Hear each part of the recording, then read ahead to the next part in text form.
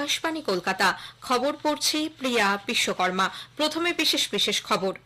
লোকসভা ভোটের আগেই 6টি রাজ্যের স্বরাষ্ট্র সচিব এবং পশ্চিমবঙ্গ পুলিশের মহানির্দেশককে সরিয়ে দিয়েছে নির্বাচন কমিশন। বিহারে এনডিএ জোট আগামী লোকসভা নির্বাচনের জন্য আসন বন্টনের বিষয়টি চূড়ান্ত করেছে।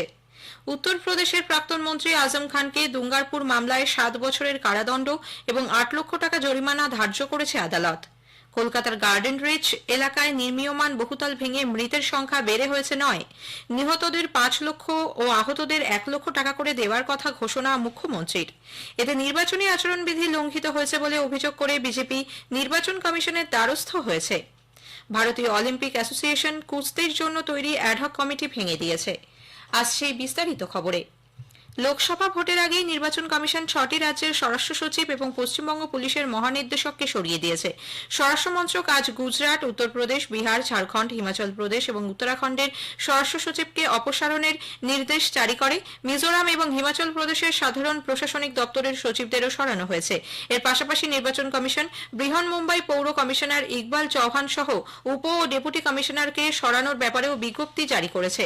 অন্যদিকে কমিশন পশ্চিমবঙ্গে পুলিশের ডিজি পদ থেকে রাজীব কুমারকে সরিয়ে দিয়েছে। তার জায়গায় হোমগার্ড বাহিনীর ডিজি পদে থাকা বিবেক সহায়কে নতুন দায়িত্ব দেওয়া হয়েছে। রাজীব কুমার তথ্য প্রযুক্তি ও ইলেকট্রনিক্স দপ্তরের অতিরিক্ত মুখ্য সচিব পদে বহাল থাকবেন। রাজ্যের প্রিন্সিপাল সেক্রেটারি পি.কে. মিশ্র আজ এক নির্দেশিকায় একথা জানিয়েছেন। উল্লেখ্য, এর আগে কমিশন নির্বাচনের সঙ্গে যুক্ত নয় এমন পদে রাজীব কুমারকে বদলি করতে বলে। রাজ্যের মুখ্য সচিব ভগবতী প্রসাদ গোপালিকা ও স্বরাষ্ট্র সচিব নন্দিনী চক্রবর্তী তারপর নবান্নে বৈঠকে বসেন। সেখানেই রাজীব কুমারের জায়গায় নতুন ডিজি হিসেবে 3 আইপিএস অফিসারের নামের তালিকা স্থির করে কমিশনের কাছে পাঠানো হয়। ওই তালিকায় বিবেক সহায় ছাড়াও ছিলেন সঞ্জয় মুখার্জি ও রাজেশ কুমার। তাদের মধ্যে 1988 ব্যাচের আইপিএস অফিসার বিবেক সহায়ের নামেই সিলমোহর দেয় কমিশন। বিজেপি নির্বাচন কমিশনের এই সিদ্ধান্তকে স্বাগত জানিয়েছে। দলের রাজ্য সভাপতি সুকান্ত মজুমদার আজ সাংবাদিকদের বলেন, কমিশনের সিদ্ধান্ত একদম সঠিক। এর আগেও রাজীব কুমারকে পুলিশ কমিশনার থাকাকালীন ওই পদ থেকে সরানো হয়েছিল। সারদা কাণ্ডে যুক্ত রাজীবকে সিবিআই ধরতে গেলে মুখ্যমন্ত্রী তার হয়ে ধর্নায় বসেন বলেও সুকান্তবাবু জানান। এদিকে নির্বাচন কমিশন রাজীব কুমারকে সরিয়ে দেওয়ায় তৃণমূল কংগ্রেস তার কড়া সমালোচনা করেছে। দলের রাজ্য সম্পাদক কুণাল ঘোষ আজ তৃণমূল ভবনে এক সাংবাদিক বৈঠকে বলেন, ক্ষমতাসীন বিজেপি সরকার কেন্দ্রীয় এজেন্সিগুলিকে নিজেদের স্বার্থে ব্যবহার করছে। বিহারেও নির্বাচন কমিশনের নির্দেশ মতো স্বরাষ্ট্র দপ্তরের অতিরিক্ত মুখ্য সচিব ডক্টর এস সিদ্ধার্থকে সরিয়ে দেওয়া হয়েছে। স্বরাষ্ট্র দপ্তরের পাশাপাশি তিনি আরও 2টি গুরুত্বপূর্ণ দপ্তরেরও দায়িত্বে ছিলেন। রাজ্যে অবাধ ও নিরপেক্ষ ভোট গ্রহণ সুনিশ্চিত করতেই নির্বাচন কমিশনের এই সিদ্ধান্ত বলে জানা গেছে। ডক্টর সিদ্ধার্থ এখন শুধুমাত্র ক্যাবিনেট সচিবালয়ের এসিএস পদে থাকবেন। অন্যদিকে স্বরাষ্ট্র সচিব প্রণব কুমার আইজি কারা ও সংশোধন দপ্তরের অতিরিক্ত দায়িত্ব পালন করবেন। বিহারে এনডিএ জোট আগামী লোকসভা নির্বাচনের জন্য আসন বন্টনের বিষয়টি চূড়ান্ত করেছে। 40টি লোকসভা আসনের মধ্যে বিজেপি 17টি আসনে প্রতিদ্বন্দ্বিতা করবে। জেডিইউ লড়বে 16টি আসনে। রামবিলাস পাসওয়ানের লোক জনশক্তি পার্টিকে ছাড়া হয়েছে 5টি আসন। প্রাক্তন মুখ্যমন্ত্রী জিতেন রাম মাঝির হিন্দুস্তানি আওয়ামী মোর্চা এবং উপেন্দ্র কুশওয়াহার রাষ্ট্রীয় লোক মোর্চা একটি করে আসনে প্রার্থী দেবে। নতুন দিল্লিতে আজ বিজেপির সাধারণ সম্পাদক বিনয় তাওড়ে এই ঘোষণা করেন। বিহারে বিজেপির রাজ্য সভাপতি সম্রাট চৌধুরী, জেডিইউ নেতা সঞ্জয় ঝা, এলজেপির রাজু তিওয়ারি সহ অন্যান্যরা উপস্থিত ছিলেন।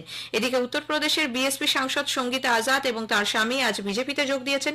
নতুন দিল্লিতে দলের সদর দপ্তরে একই সঙ্গে প্রাক্তন বিধায়ক আজাদ আরি মর্দান এবং সুপ্রিম কোর্টের বিশিষ্ট আইনজীবী সীমা কুশওয়াহা বিজেপির পতাকা হাতে তুলে নেন।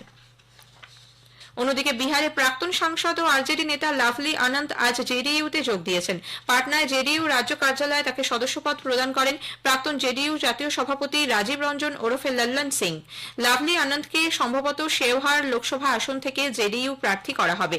উল্লেখ্য, আসন ভাগাভাগির নিরিখে বিজেপি আজই শেওহার আসনটি জেডিইউকে ছেড়ে দেওয়ার কথা ঘোষণা করে। প্রধানমন্ত্রী নরেন্দ্র মোদীর শক্তি নির্মূল করার ডাক দিয়ে কংগ্রেস নেতা রাহুল গান্ধীর মন্তব্যের কড়া সমালোচনা করেছেন।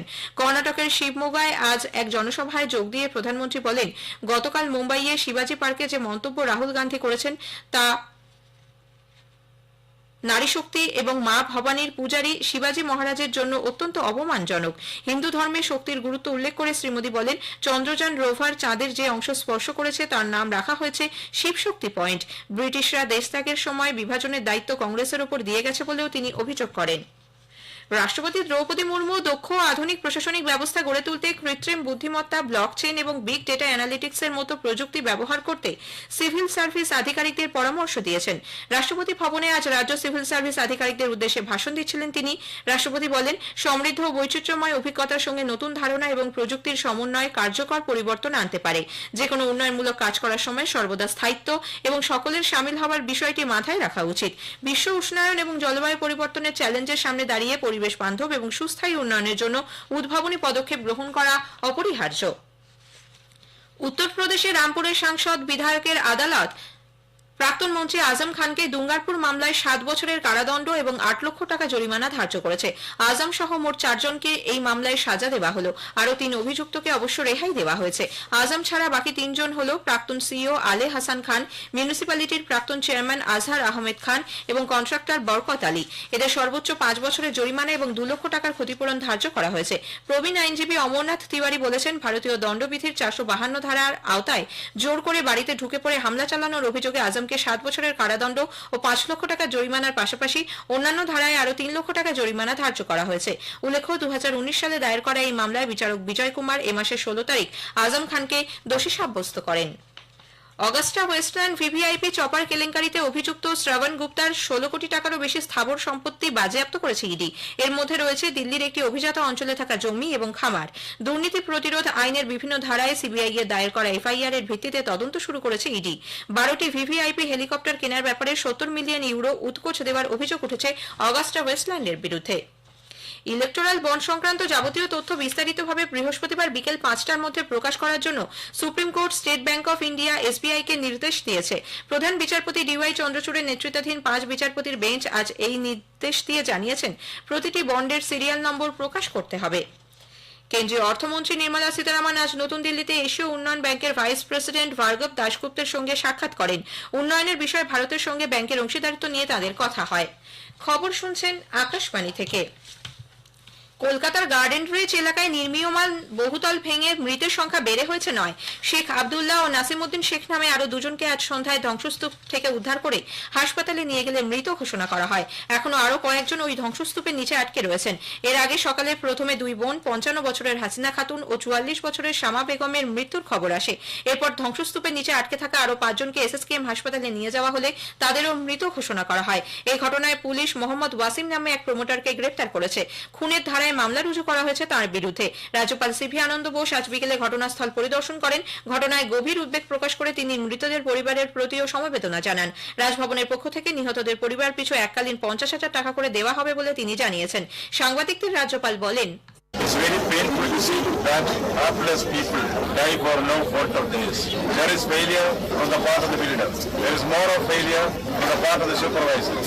The supervisory authorities have miserably failed in their duty. Unauthorized constructions do not spring overnight. Authorities had information about it. The supervisory control was not exercised. মুখ্যমন্ত্রী মমতা ব্যানার্জি কপালে ব্যান্ডেজ নেই সকালে ঘটনাস্থলে যান। ক্ষতিগ্রস্ত পরিবারগুলির পাশে থাকার আশ্বাস দিয়ে মুখ্যমন্ত্রী নিহতদের পরিবার পিছু 5 লক্ষ ও আহতদের 1 লক্ষ টাকা করে দেওয়ার কথা ঘোষণা করেন।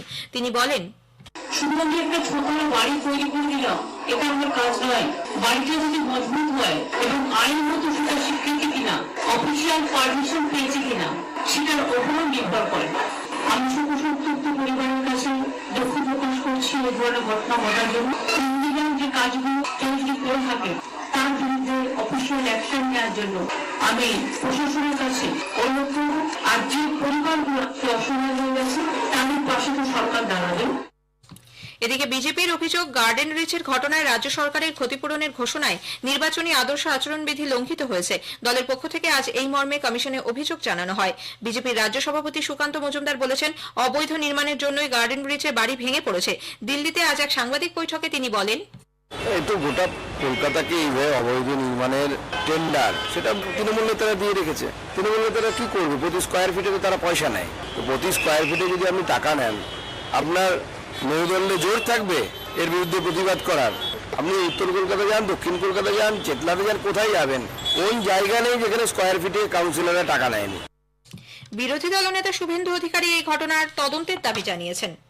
আফগানিস্তানের ভূখণ্ডে পাকিস্তানি বিমান হামলায় অন্তত 8 জনের মৃত্যু হয়েছে বলে আফগানিস্তান অভিযোগ করেছে। গত শনিবার খাইবার পাখতুনখোয়ার উত্তর ওয়াজিরিস্তান অঞ্চলে এক হামলায় 7 পাকিস্তানি সেনা নিহত হবার পর গতকাল রাতভর আফগানিস্তানে অভিযান চালানো হয়। ভারতীয় অলিম্পিক অ্যাসোসিয়েশন আইওএ কুস্তির জন্য তৈরি অ্যাডহক কমিটি ভেঙে দিয়েছে। গত বছরের ডিসেম্বরে ক্রীড়া মন্ত্রক জাতীয় কুস্তি ফেডারেশনকে সাসপেন্ড করার পর এই কমিটি গঠন করা হয়েছিল। খবর শেষ হলো।